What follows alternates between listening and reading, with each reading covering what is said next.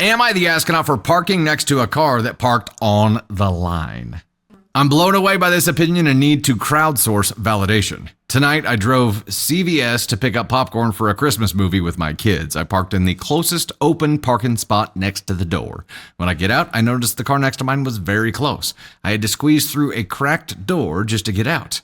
Note, I made sure I did not touch their car with my door at all. I double-checked to see if I parked poorly, and I was right in the middle of the spot. However, the car next to me was on the line. Not over the line, but the wheels were touching the line. For context, I have a Chevy Bolt, a small EV car. The other car was a midsize SUV, like a Toyota RAV4. I didn't think much of it. My kids were waiting, and I wanted to get in and get out. When I come back, the owner of the other car is checking for possible dings, presumably from my door opening. They were about to get in when they saw me walk up, too. Then we had this interaction. Them: "Is this your car?" Me: "Yes, it is." Them: "Why did you park next to me when there are so many other spots?" There were other open spots on the road behind our cars. Me: "I just parked in the closest spot to the store." Them: "You're so close to my car when you could have parked anywhere else." Me: "I'm parked in the middle of the spot and you're on the line." Them: "If I ding your car with my door, it's more your fault than mine." Me: "Your car is on the line." Them: "That's not really relevant," says as she gets in her car. Am I the asshole here? I would have thought to check if the cars were on the other side of me had parked well before I pulled in. Or I never would have thought to check if the cars on the other side of me had parked well before I pulled in. It's the "that's not really relevant" for me. That's like, you parked so close to me. You parked close to everyone. Like, if somebody's parked on the line and taking up space in an additional spot, if somebody comes and parks in that spot and then it's a tight fit, whose fault is it? The person who's taking up more than their allotted space, or the person who's in the middle of the space? I'm still NTA here. Now, there were spots open up in the row behind them, and I probably would have been like, I'm not even jacking around with this. It's not worth the extra time it's going to take me to finagle through this asshat who parked on the line. I'm going to find a different open spot. I'd rather walk 10 extra steps because that's less bullshit.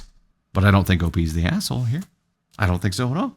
But they parked that way on purpose, Denise said. You think they parked that way on purpose to prevent people from parking next to them? If that's the case, why wouldn't they park further? You know, the people who the people who have cars that they really, really care about. I'm not saying they're super fancy, but if they really care about them, because it could be a beater that somebody's got a work in progress on, but they're proud of it, and they park toward the back of the parking lot, crooked, take up 9 spots, so nobody parks around them. Like, if you don't want people parking next to you, that's what you do. It's still an asshat move, but that's what you do. You make it so it's not an inconvenience for the rest of the world. These people, I don't understand somebody pulling into this spot, parking badly, and then bitching at the person who parked well. This reminds me of a Candy Thunder story from Sam's Club, which I feel like you have to tell now. Oh, I've told it before. You've told it before, but it's worth telling again because this interaction feels like it might have been the same woman. Might have been the same human being here. Come on up, Candy Thunder. Let's tell your story here. Let's tell your story. Ladies and gentlemen, for the first time tonight, the wonderful Candy Thunder. Hi, everyone. Also, if this was me and I walked out and someone was like inspecting, the parking spot and like the lot, and I looked at them knowing that they were the ones that f***ed up the parking job, I'd be like, yeah, you suck at parking, don't you?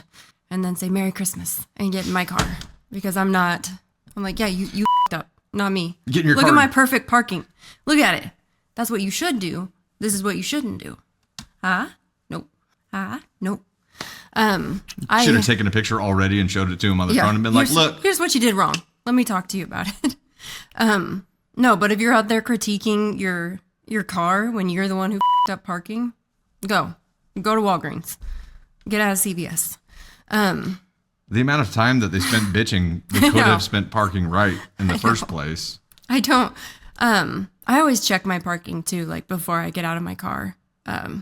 Like I check it like before I had a backup cam, like I would just open the door and check it, and I can tell by how much room is on either side of my car whether I did the thing or whether I didn't do the thing. And now I can check it like putting it in reverse and see if I can see the lines. And if I can't, then I fix it because that's how my dad taught me. And it's like it's drilled into my head. The dishwasher, mom. Car parking, dad. Got it. Parking tips from Candy Thunder. I'm going to be an asshole when I have to teach. I am an asshole when I teach Ava how to park because I'm trying to teach her not to be an asshole. And you know what? It was really hard for her, but now she's nailed it. And like she gets so excited when she pulls into the parking spot and she like gets it right between the lines and she's in the middle and like she gets so excited and I'm proud of her. Beer Today, who is married to Candy Thunder's sister, said that quality does not run in the family. So my dad always taught me like the line, what is it called? Like, I don't even know. I just point to it, tap it when I'm talking to Ava. But like the thing where like between the windshield and the door that holds the windshield, the little line that runs here. Yeah, I know what you're kind of talking creates about. a blind spot. I don't know. It's like I know what you're talking about. Yeah, my dad like was like line that up with the line, and this works on like straight parking spots. And when that hits the line, that's when you turn. And he taught me to turn all the way into my car and then drive in instead of like turning while straightening my car. So it's a 90-degree angle drive in. That's how I go. And I swing out with it. But the pillar, the part of the frame that separates the windshield and the it has a name, I'm sure. The driver's window, yeah. I'm sure it has a name. The frame. What is it, like an A pillar? Thank something you, like Rod. that? Yeah. Yeah, A pillar, Libby. Yep. Okay, there we go. Yeah, that's what he taught me to line up with it. And I don't know. He parked like I'm sure something with the military made him this way, but that's how he taught us. But no, I was at Sam's one time and Ava and I had pulled in, and I don't know if anyone else does this, but like before I go into a store, like I have to like center myself and like get in the zone before I face the people. Woosah. So yeah, I woosah, and Ava does too when she's with me. And so we were sitting in the car together and like getting our list prepared and just, relaxing and like trying to get in the zone. And this woman comes up and I see her like struggling because she's opened her back hatch, but she's pulled forward in her giant like Expedition, something like that. I can't remember what it was, but a very big SUV. And she's pulled all the way forward, and so she can't get into her hatch because I pulled in behind her. And she comes up to me and asks me to move my car, and so I back up like a couple inches. She's like, "Can you just move your car and go park down there?" And I was like, "No." No, can you move your car and go park down there?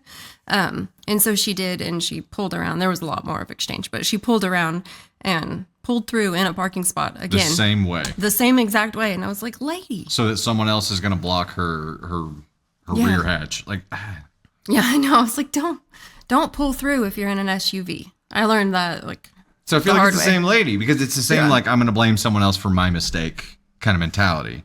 Where either it's just not soaking in, or they're just that entitled. Yeah. To like, oh, this can't be my mistake. It must be yours. You shouldn't have parked behind me. And this was like a busy, like we were getting stuff for I think 4th of July, like getting the big list. Everyone was there. Sam's is something else. I'm telling you. I mean, in this town, it's like we don't have like a Costco or anything that rivals Sam's. So if you have to go to Sam's, there's a lot of people there. So. So I drive a Tahoe, and it is harder to park. You're sitting up higher. Mm-hmm. It's harder to see where your nose is, and the backup camera. It's one of the reasons why if I have the time and the opportunity and traffic isn't bad enough for me to be able to do it, I prefer to back in because I have better visibility. I can see like the ground right there as the car's approaching. Excellent at reversing.